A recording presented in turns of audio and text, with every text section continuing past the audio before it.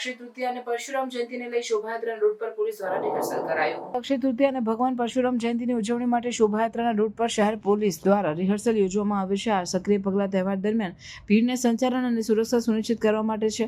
આ રિહર્સલ તહેવાર દરમિયાન વ્યવસ્થાને જાળવવા માટે અધિકારીઓની પ્રતિબદ્ધતા દર્શાવે છે। રિહર્સલમાં ટ્રાફિક વ્યવસ્થાપન, ભીડ નિયંત્રણ અને તાત્કાલિક પ્રતિસાદ વ્યૂહરચનાઓની વિગતવાર યોજના શામેલ હતી।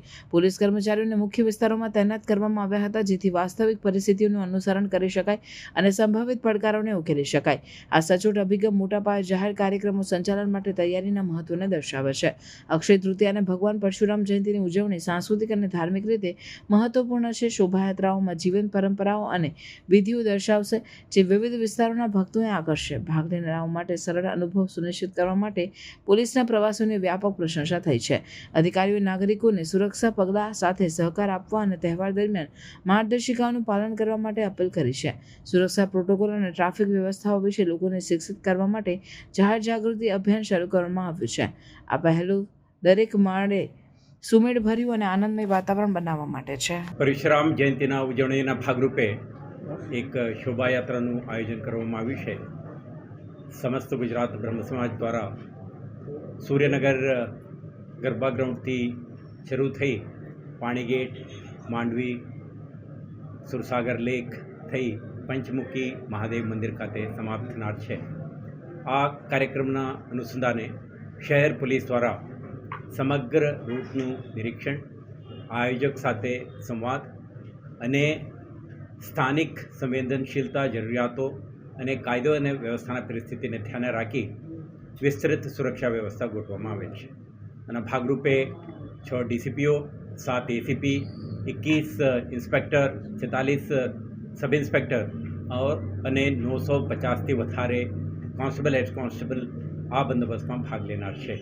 સાથે સાથે સુરક્ષાના જરૂરિયાતને ધ્યાને રાખી એક કંપની SRPFને પણ આપણે તૈનાત કરીએ છીએ।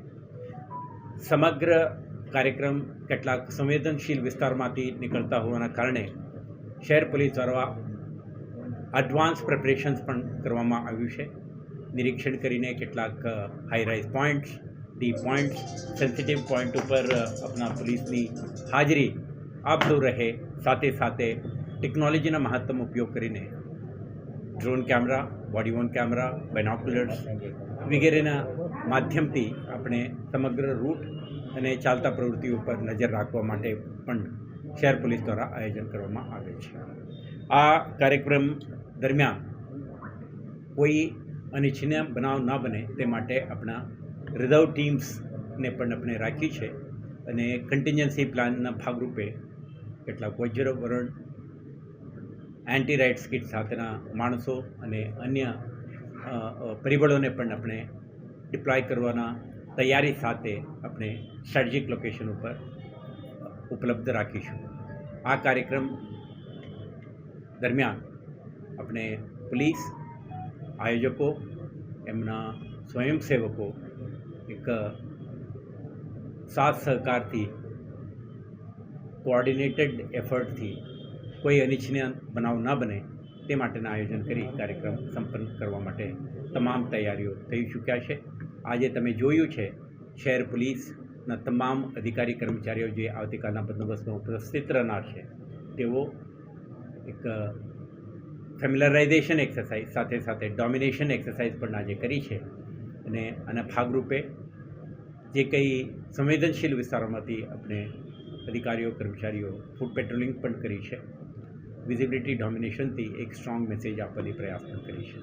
આવતીકાલે કોઈ ક્રિમિનલ, એન્ટી સોશિયલ, વિઘ્ન સંતોષી માણસો સક્રિય ન બને તે માટે પોલીસ કાળજી રાખશે અને સોશિયલ મીડિયા પ્લેટફોર્મ અને અન્ય પ્લેટફોર્મનું પણ દુરુપયોગ ના થાય, રૂમર મોંગરિંગ વગેરે ના થાય તે અંગે પણ આપણે કાળજી રાખી છે। આભાર।